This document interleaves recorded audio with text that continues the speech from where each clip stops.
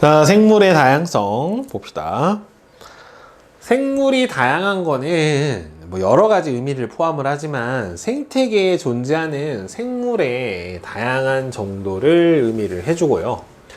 자, 크게 세 가지예요. 유전적 다양성, 그다음에는 종다양성, 생태계 다양성을 다 포함해서 생물 다양성이다 라고 얘기를 해주는데요. 자, 보면 일단 유전적 다양성은 일단은 한 종이에요. 한 생물종. 그러니까 유전적 다양성은 어디에서 포함이 되는 거예요? 개체군. 한 생물종에 얼마나 다양한 대립 유전자가 존재하는가가 바로 유전적 다양성에 해당이 돼요. 각 개체가 가지는 유전자가 다양하기 때문에 이 다양한 정도 때문에 같은 종의 생물이라도 색이나 모양, 크기 등이 아주 다양하게 나타나요. 그러니까 뭐가 나타나요? 유전적 변이가 다양해요. 네, 유전적 변이가 다양해요. 그래서 유전적 다양성이 높은 개체군은 어떤 특정한 환경 변화가 나타나더라도 이 다양하니까 여기에 적응할 수 있는 개체들이 어떻게 된다? 존재를 할 수가 있다. 그래서 생존할 가능성이 굉장히 커요. 그리고 이 개체군 사이에 이 유전적인 변이는 종분화와 같은 진화의 원동력으로도 작용을 해줄 수가 있어요. 그러니까 어떤 환경에, 그러니까 보통 여러분들 진화가 일어난다라고 하는 거는 1학년 때 배웠지만은 뭐예요? 자연 선택이라는 과정을 거치잖아요. 그러니까 환경이 변하면 그 환경 변화에 어떻게 될 수 있는, 잘 적응할 수 있는 유전적 변이를 가진 개체가 자연 선택이 되면 걔네들의 자손이 많아지니까, 그지? 유전자의 빈도의 변화가 일어나고 새로운 종이 출현할 수가 있게 되는 건데, 이거는 이제 다양성이 높으면 높을수록 이런 현상들이 더 잘 일어나게 될 거예요. 그 다음에 종다양성. 한 군집 안에, 군집은 여러 개체군이 모여 사는 거잖아요. 한 군집에 서식하는 생물종의 다양한 정도를 바로 종다양성이다 라고 얘기를 해줘요. 그래서 이 종다양성은 앞에서 잠깐 나왔던 것처럼 종수가 많고 그 다음에 개체수가 차지하는 비율이 균등하면 균등할수록 종다양성이 높아지게 됩니다. 그리고 종다양성이 높을수록 결국에는 먹이 그물도 어떻게 돼요? 먹이 그물도 복잡해집니다. 먹이 그물이 복잡해지니까 결국에는 생태계가 복원될 수 있는 복원력 자체도 어떻게 되는 거예요? 좋아지게 되는 거예요. 결국에는. 그 다음에 생태계 다양성은 생물의 서식지인 생태계 환경이 다양한 정도를 나타내줘요. 그래서 생태계의 종류에 따라 서식지 환경의 특성, 그 다음에 생물의 종류, 생물의 상호작용이 다양하게 나타나게 됩니다. 환경이 영향을 많이 주고. 그래서 생태계가 다양할수록 다양한 생물이 서식을 해줄 수가 있어요. 그래서 산림, 사막, 초원, 습지, 갯벌, 해양, 강 이렇게 나타나게 되고, 특히나 여기에서 습지나 갯벌 같은 요런 지역을 뭐라고 하냐면 완충 지역이라고 해요. 왜 그러냐면 완충 지역, 여기는 육지 생태계하고 수생 생태계가 같이 합쳐지는 곳이고, 이 완충 지역에서는 종 다양성이 더 커집니다. 그만큼 종 다양성이 조금 더 커지게 돼요. 자, 그러면 이 생물 다양성이 왜 중요하냐면, 생물 다양성하고 생태계 평형을 보면 종 다양성이 높을수록 선생님이 잠깐 앞에서 방금 얘기했던 것처럼 생태계가 안정적으로 유지가 되는 게 뭐가 복잡하게 형성이 되기 때문에 그래요? 먹이 그물이 복잡하게 형성이 되기 때문에 그래요. 그래서 어떤 평형이 잠시 깨지더라도 원상태로 복원될 수 있는 가능성이 높기 때문에 이 생물이 다양할수록 생태계 평형이 잘 유지가 되게 되고요.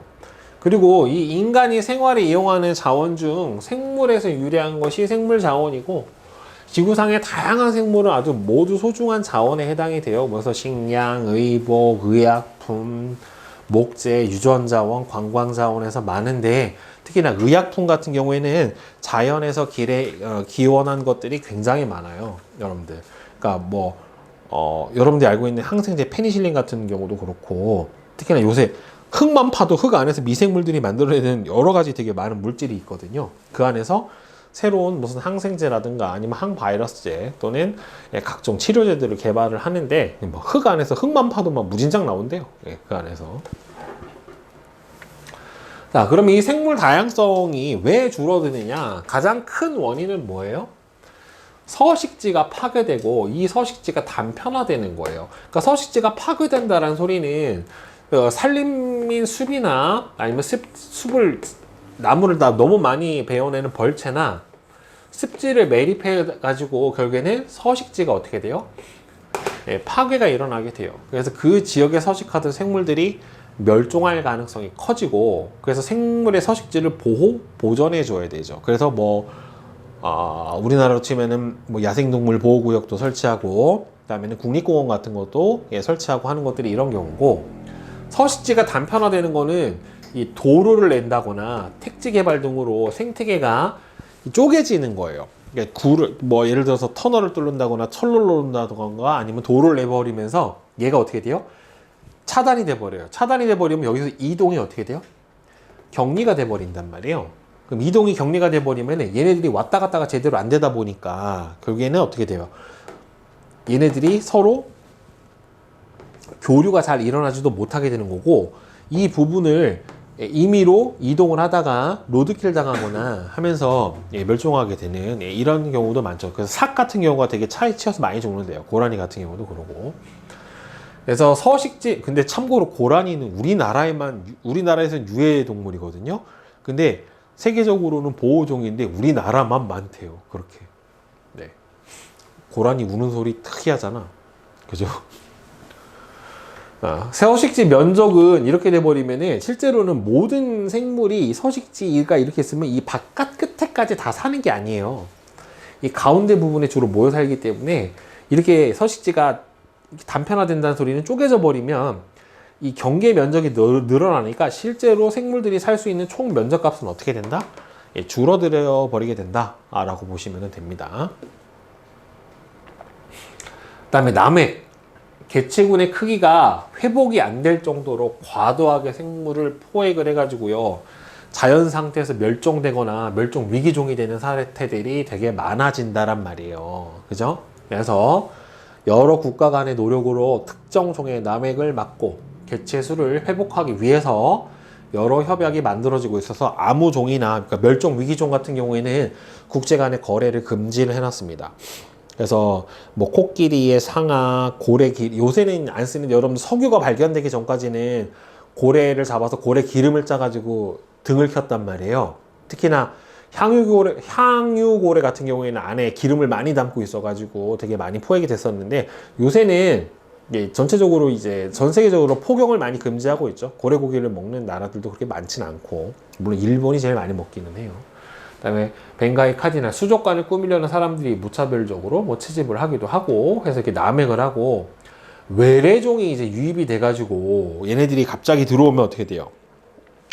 포식자나 기생충이 없어서 개체수가 갑자기 크게 늘어날 수가 있고 얘네들이 생태계를 교란시킬 수가 있는데, 그래서 근데 이게 어느 정도가 지나면 이게 정리가 돼요. 여러분들 요새 황소개구리는 여기서 빠졌죠? 안 나오잖아요. 황소개구리는 이제 더 이상 외래종이 아니에요. 토착종이 됐고, 얘네들이 왜 그러냐면 우리나라는 뭐가 있냐? 아주 혹독한 겨울이 있죠. 겨울에 대부분 얼어 죽는 애들도 많고요. 그 다음에 두 번째로는 얘네들이 하도 많이 잡아먹기니까 자기들이 몸집을 줄여요. 황소개구리가 처음 들어왔을 때보다 줄어들었어요. 뉴트리아도 요새는 유해종이 거의 다 잡아가지고 요새 많이 없어요. 뉴트리아 같은 경우에도. 이 꽃매미 같은 경우도 처음에 들어왔었을 때 되게 골치가 아팠는데, 우리나라에 있는 토착종들도 처음에 외래종이 들어오면은 얘를 먹어야 돼? 말아야 돼? 먹어본 적이 없는데? 하고 고민하는 거예요. 그러다가 몇 번 먹어보고 먹을만 하면 그때부터 잡아먹는 거예요. 요새는 꽃매미 같은 경우도 그렇게 유해종으로 많이 나오지 않아요. 요새 이제 한창 여러분들 이제 말이 많은 게 뭐예요? 유해종은 아닌데 벌 너무 많아져가지고 사람들이 불쾌하는 종은 있죠. 그 러브버그라고 시커먼 애들 막 날아다니는 애들 있거든요. 얘네들도 좀 있으면은 아마 우리나라 소작종들이 새나 다른 벌레들이 잡아먹을 거예요. 그럼 아마 해결이 될 겁니다. 처음에 들어오면은 우리나라 토착종들도 잘 안 먹어요. 예. 그다음에 환경 오염으로 인해서 뭐 쓰레기, 폐수 증가, 비료, 농약의 남용 모두 환경 오염의 원인이 돼요. 그래서 뭐 대기 오염으로 발생한 산성비는 하천, 호수, 토양의 산성도를 높여서 생태계도 파괴를 하고, 그다음에는 중금속 같은 경우도 생물 농축으로 인해서 생태계에 큰 영향을 줄 수가 있단 말이에요. 그죠? 그래서 이 생물 다양성을 위한 여러 가지 노력들을 하고 있어요. 개인적 노력도 필요하고, 사회적 노력도 필요하고, 국가적으로, 이게 왜 그러냐면은 다 연결이 되어 있기 때문에 국가적으로도 서로 노력을 하고, 그 다음에 국제적으로도 서로 생물 다양성을 위한 국제 협약을 가입을 해주게 되는데, 보면은 유명한 것 중에 하나가 이 람사르 협약이라고 하는 게 좀 유명하죠. 물새 서식지로서 국제적으로 유용한 습지 보호에 관한 협약입니다. 생태적 보존에 대한 가치가 높은 거. 우리나라에도 람사르 습지가 존재를 해요. 저기에 협약에 가입이 돼 있고요. 그다음에는 나고야 의정서라는 것도 생물 자원을 무단 활용할 수 없게 되는 좀 여러분들이 주의 깊게 봐줘야 되는 조약 중에 하나고요. 그래서 인간하고 생물의 공동체적 관계 의식을 통해서 생물 다양성 보전 대책을 세우기에 앞서서 이 인간도 생태계를 구성하는 하나의 개체군이고 군집을 이루고 있는 종이기 때문에 다른 생물들이랑 같이 더불어 살아가기 위해서 너무 환경 파괴를 많이 하지 말아야 한다라고 하는 게 결국에는 공동체 의식이다라고 볼 수가 있겠죠. 그죠? 네.